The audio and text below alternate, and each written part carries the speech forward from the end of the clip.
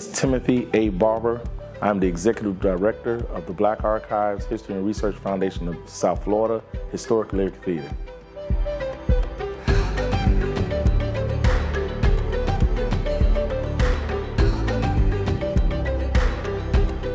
The Lyric Theater is the oldest performing arts venue in Miami. It was built in 1913 by a black businessman, Jeter Walker, who came to Miami and saw the black culture and felt that it needed something that was impactful.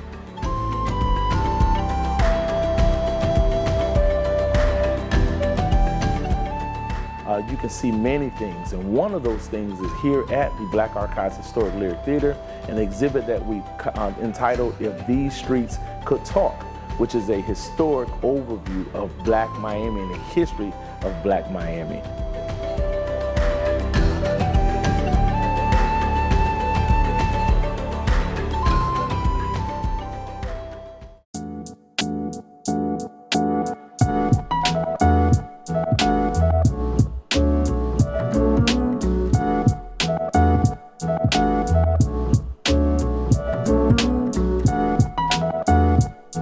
Historic Ward Rooming House is a building that was built in the early 19-teens by Shadrach Ward and his wife, Victoria. He was an architect. They both were Bahamian Americans that moved here from Key West. And they built this building as a rooming house to house many of the other Bahamians that were here building the railroad. And it's been here ever since. It was a rooming house before the so-called heyday of Overtown. And some time ago, it got under disrepair. The family sold it to the city of Miami, and they repurposed it and renovated it to be what it is today, an art gallery.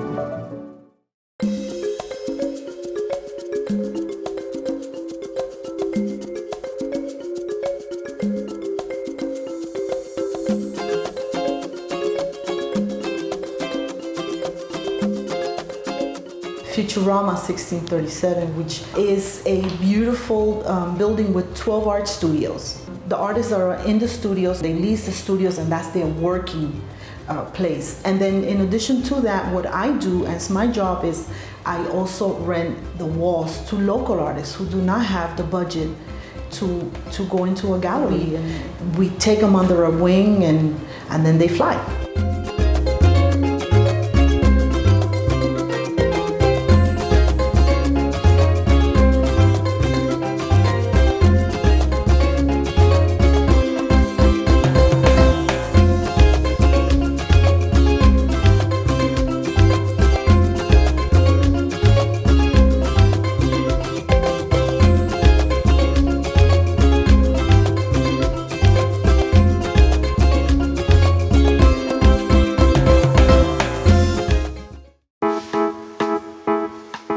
Why the African Heritage Cultural Arts Center?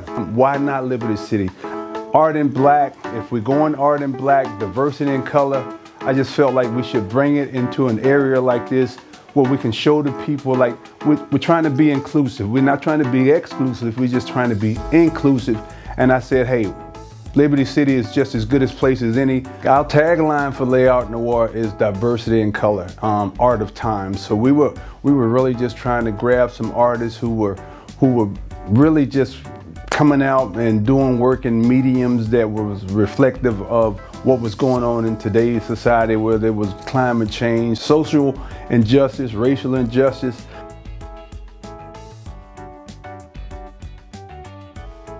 Well, my art that's featured in the exhibit, I have two pieces. I have one by Faith, and with my piece here, it's called The Curse of the New Age Neutron, because I feel like the artists, we are the timekeepers. This was the first newspaper, the first people who kept record of what went on before the digital age.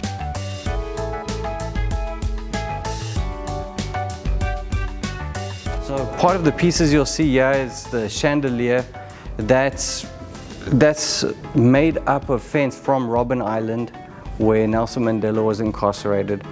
And what I've done with that piece is it's a moving piece so that you always see something different. So this piece is called Out of the Darkness. It's what the whole exhibit is named after. It was probably the most work where everyone would tell me it's impossible, it's impossible. And like Nelson said, it always seems impossible till it's done.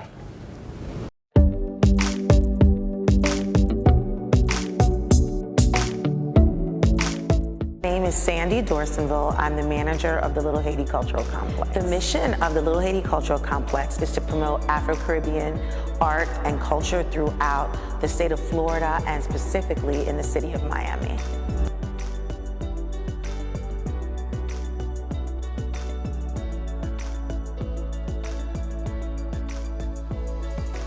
We as a company represent blackness, the whole entire diaspora. So for me, it's not about one particular culture, it's what this is here, the melanin, the blackness. So that's what we represent, right.